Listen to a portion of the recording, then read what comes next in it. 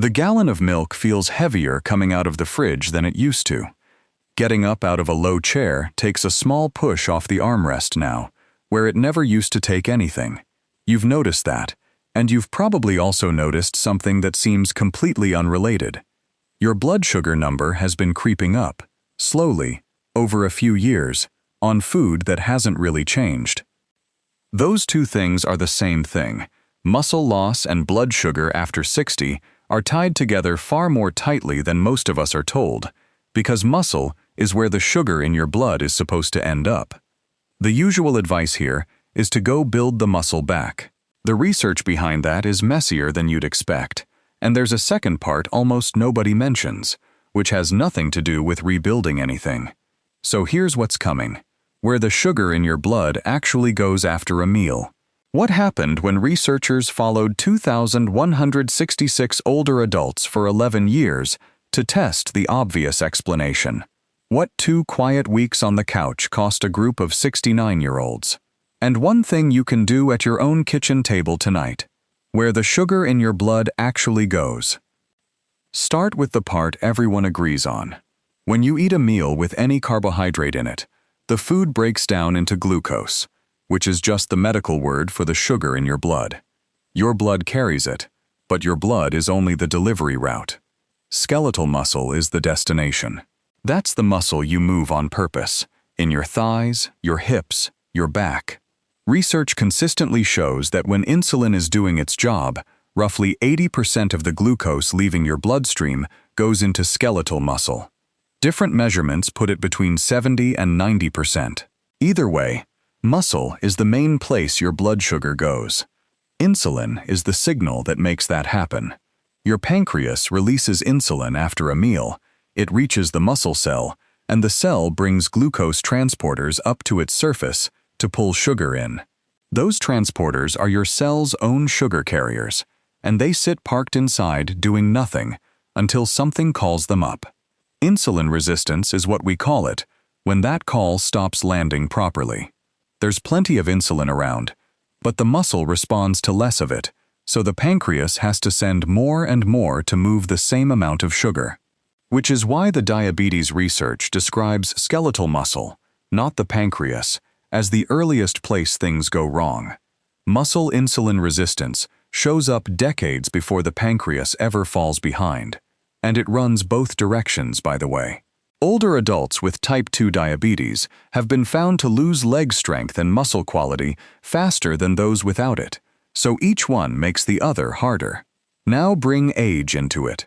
From around 30, most people lose somewhere between 3 and 5% of their muscle mass per decade, and that loss speeds up after 60. In older adults, the usual figures are about 1% of muscle mass per year, and about 3% of muscle strength per year. Those two aren't the same number. Strength is going roughly 3 times faster than size. By 80, a person can be carrying 30 to 40% less muscle than they once did. A percent a year arrives one morning at a time, and no single morning feels any different from the one before it. Then one day the milk is heavier. So the arithmetic looks simple, and this is where nearly every article on the subject stops. Less muscle, less demand for the sugar, higher numbers on the same food. When researchers went looking for that in the long-term data, it did not behave the way anyone expected. What the research doesn't actually say. Here's the study everybody quotes. Researchers looked at 13,644 people in a large national health survey and found that for every 10% more muscle a person carried relative to their body size, their insulin resistance score was 11% lower, and prediabetes was 12% less common. Several studies suggest the same direction. That's a real finding, and I'm not waving it away. It's a snapshot, though. It measured muscle and insulin resistance in the same people on the same day, so it can tell you the two travel together, and it can't tell you which one moved first. A person carrying more muscle at 68 has probably been more active for years. That could be doing the work.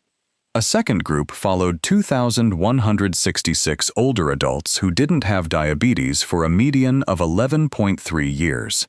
Over that time, 265 of them developed it.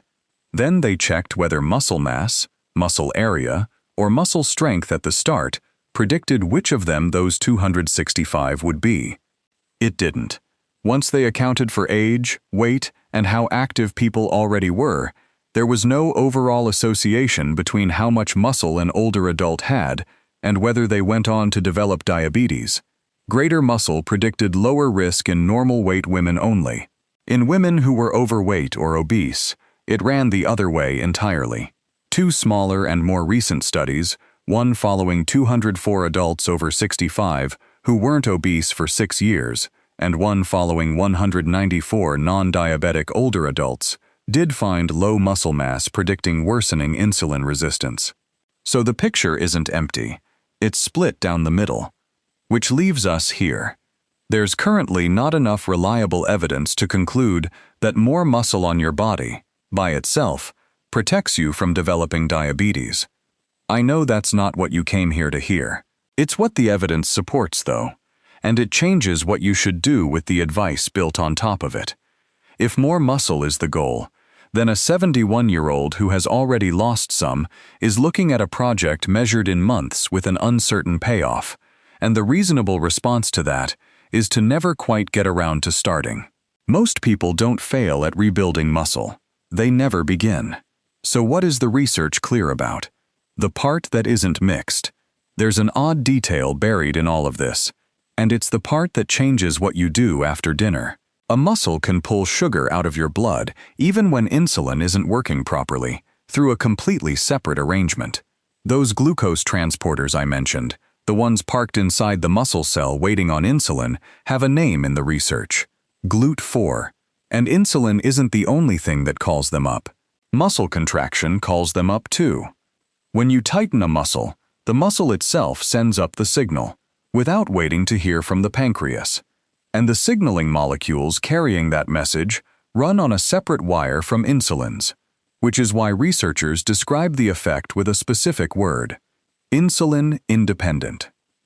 That gives a working muscle two ways of taking sugar in. There's the route that waits for insulin, and there's the second route, which the muscle uses on its own the moment it's asked to do something. That second route stays open for a couple of hours after the activity stops, so when you use it matters as much as whether you do. If insulin is the part that's gotten unreliable, and for a great many older adults it has, there's a second route into the same muscle that doesn't depend on the part that's failing. Researchers say so outright. Pathways like this one interest them precisely because they still work in people whose insulin signaling is already impaired. And that second route asks for something much smaller than a bigger muscle, or months of waiting. Just a muscle that gets used. You don't have to rebuild it to use it. Now, you're probably wondering how much use, and how hard. 3 minutes at a time. Picture a research day. 24 adults with type 2 diabetes, all of them overweight, average age 62, sitting in a lab for 8 hours with their meals brought to them. On one day, they just sit. On another, every 30 minutes, they stand up and do 3 minutes of very ordinary movement. Half squats, calf raises, squeezing the muscles in the backside, lifting one knee and then the other, and then they sit back down again. Nobody trained for this. Those 3-minute bouts lowered the rise in blood sugar after their meals by 39%, compared with sitting straight through, and their insulin response dropped by 37%. Same meal, less insulin asked of them. A third condition swapped the half squats for 3 minutes of light walking and produced the identical 39%. What counts is that the muscle contracts, not which activity you picked. A later study narrowed it further. Repeated chair stands, nothing more than standing up out of a seat and sitting back down, lowered post-meal insulin as well. That one was in healthy adults rather than people with diabetes, so read it as the range of the effect. No class, no equipment, just a chair. One carefully run trial stops short of a settled fact, and an 8-hour supervised lab day sits a long way from your Tuesday. But this is a different situation from the muscle size question. There, the biggest study found nothing, and the smaller ones disagreed. Here, several research groups asked it several different ways and kept getting the same answer. Researchers also ran the experiment backwards. Instead of asking what happens when an older body moves more, they asked, what happens when it suddenly moves less? The 2 quiet weeks. 22 older adults, average age 69, all of them overweight and all of them pre-diabetic, agreed to something unusual. They cut their walking from around 7,000 steps a day down to under 1,000 and held it there for 14 days, which is 2 quiet weeks, with nothing dramatic about them. Their blood sugar control got measurably worse over those 2 weeks. On a standard insulin sensitivity score, where lower means the body handles sugar less well, they fell from about 3.9 to about 2.9. That's roughly a quarter of it, gone in 2 weeks of sitting still, and their rate of building muscle protein dropped alongside it.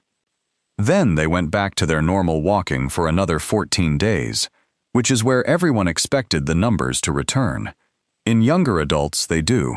In this group, they didn't. That's 22 people, though, and a different 2-week study in older adults found much smaller effects. One group found it. One didn't. Still, it's worth knowing before you need it. A bout of flu, a bad knee, a week in the hospital, a stretch of weather that keeps you off the sidewalk. For older adults, those quiet weeks appear to cost more than they would have at 40, and they don't seem to refund themselves afterward. That isn't a reason to be frightened of resting when you're sick. Rest when you're sick. It's a reason to give the days right after a little deliberate effort, because that's the stretch where people quietly stay put. None of which tells you what to eat. That part still matters, and it matters for a specific reason. What still belongs on the plate. So is this a food question or a movement question? It's a fair thing to wonder, and the answer is that muscle needs 2 things from you. A reason to hold on, which is the use, and raw material, which is the food.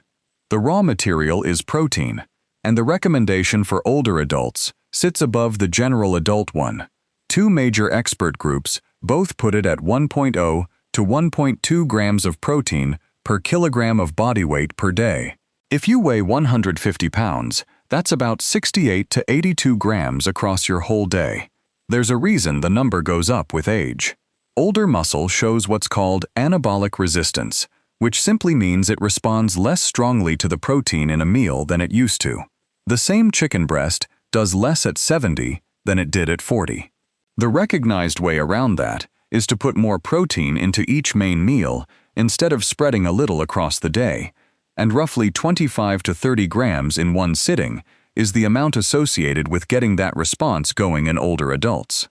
For most seniors, breakfast is the meal that misses it.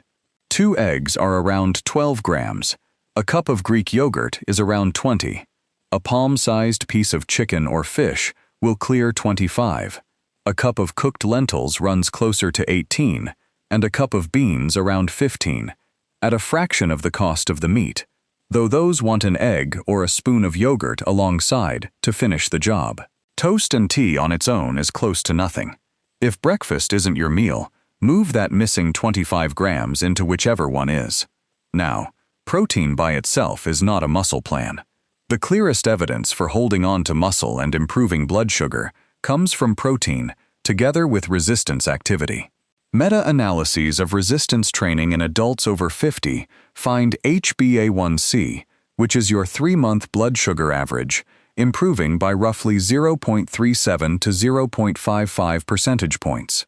That's a genuine effect, and a modest one, and it took months of training to get. So protein is what the muscle gets built out of, and using the muscle is what makes it worth building. You need the food alone won't do it, and anyone telling you one food stops muscle loss is selling something. Some of this doesn't apply to everyone. When to bring this to your doctor. If you have kidney disease, the protein figures above are not automatically yours.